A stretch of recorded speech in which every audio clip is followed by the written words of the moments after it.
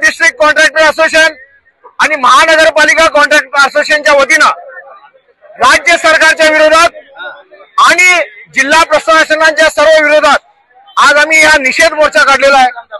आणि आमच्या सर्वांची महत्वाची मागणी म्हणजे एकूणच आतापर्यंत जवळजवळ 25,000 कोटीपेक्षा केलेल्या कामांची बिलं पेंडिंग आहेत।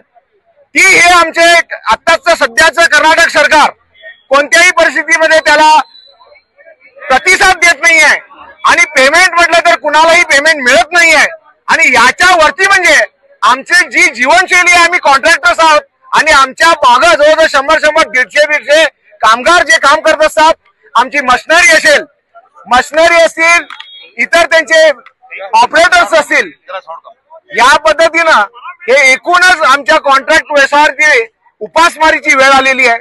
आणि या परिस्थितीमध्ये पुढील कामं करत असताना जी काही नवीन कामं येत आहेत ती पॅकेज स्वरूपात केली जात आहेत। उदाहरणार्थ द्यायचं असेल तर महात्मा गांधी नगर योजनेच्या मध्ये जवळजवळ आता 125 कोटी आलेले आहेत, बेळगावला सँक्शन झालेले आहेत बेळगाव महानगरपालिकेला। त्याच्यामधील 40-42 कोटीची एकच पॅकेज करतायत।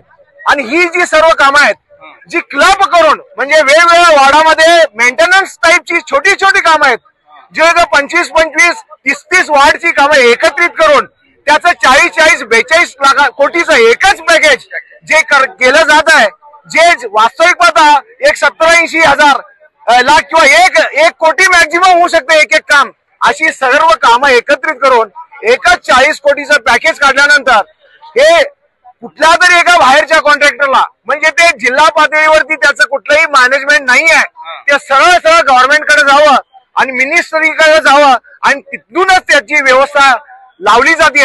आणि असा आमचा स्पष्ट आरोप आहे, आमच्या राज्याध्यक्षांनी सांगितलेला आहे की ही टेंडर देण्यासाठी जवळजवळ 10-12% जी टक्केवारी देऊन तिथे त्या मोठ्या कॉन्ट्रॅक्टर्सना ती वाटली जाते आणि याच्यामध्ये कुठल्याही पद्धतीचं टेंडरमध्ये ट्रान्सपरन्सी म्हणून नाही आहे। आणि